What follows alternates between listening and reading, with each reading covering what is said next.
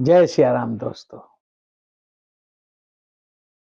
आज हम एक संत नामदेव की कथा सुनाएँगे। नामदेव भगवान भगवान के प्रिय भक्त थे और वो हर किसी जीव में परमात्मा के दर्शन करते थे। एक बार उनकी पत्नी कहीं गई हुई थी, तो वो स्वयं रोटियाँ बना रहे थे। इतने में कोई कुत्ता वहाँ आया और उनकी एक रोटी ले भागा।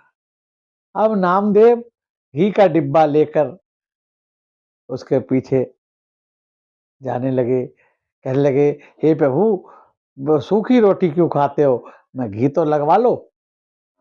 सब लोग उन्हें कहते, "ये तो पागल हो गया है।" फिर एक बार क्या हुआ कि एक बार नामदेव जी की झोपड़ी में आग लग गई।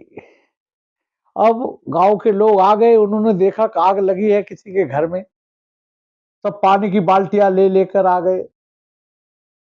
नामदेव जी ने कहा, "नहीं, नहीं भाइयों, पानी मत डालो, ये तो मेरा परमात्मा प्रकट हुआ है।"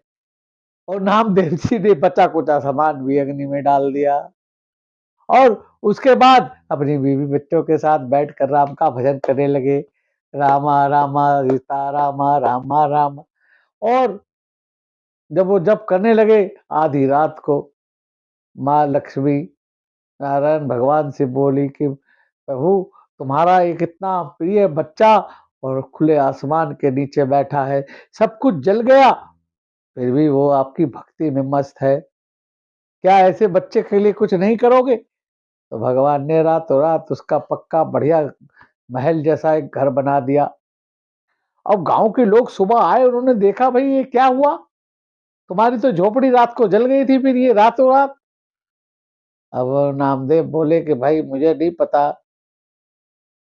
कि ये तो सब भगवान जाने, उसी की लीला है कि जो कि इसका मतलब हम भी अपने घर जला दें तो क्या हमारा भी महल बन जाएगा? बोले ये तो उसकी मर्ज़ी है।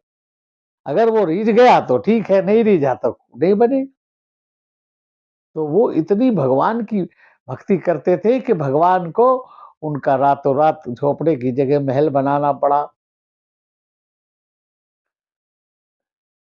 अब जब उनकी ज़्यादा ख्याति होने लगी, तो गाँव के ब्राह्मण उनसे जलने लगे और सारे ब्राह्मणों ने एक बार एक मत बना लिया कि श्राद्धों में कोई इसके घर भोजन करने नहीं जाएगा।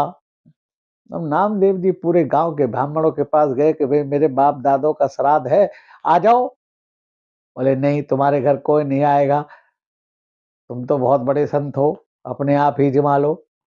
तो नामदेव ने अपनी भक्ति के द्वारा और संकल्प के द्वारा पितरलोक से जो गाँव के पंडित थे, उनके बाप दादाओं को अपने घर में बुलाकर भोजन कराया, ऐसी कथा आती है।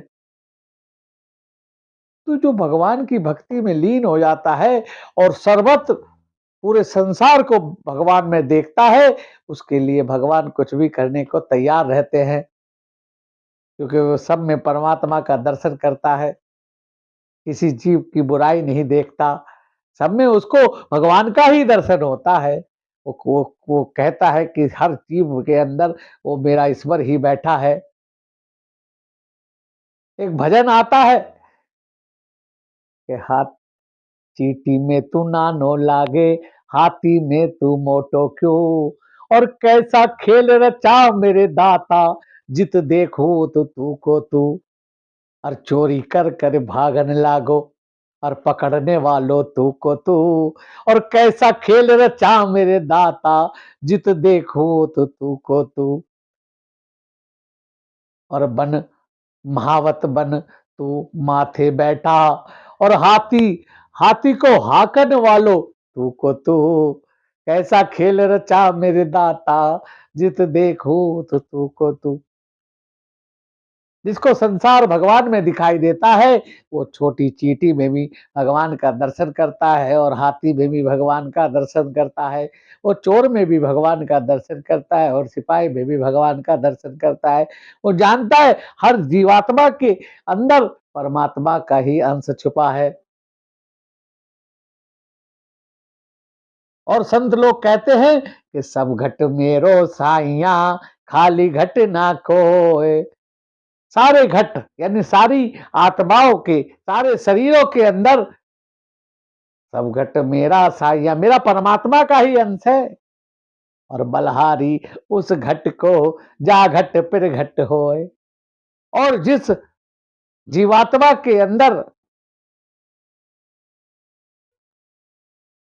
वो प्रभु कृपा करके प्रकट हो जाता है, उसको हम बलहारी हो जाते हैं, उसको हम पूजने लगते हैं। बोलो राजा रामचंद्र महाराज की जय। भाई और दोस्तों, आज की वीडियो पसंद आए तो लाइक और शेयर करना, सब्सक्राइब करना, आई बेल आइकन के बटन को दबाना। भगवान राम आप सबका मंगल करें। जय सिया राम।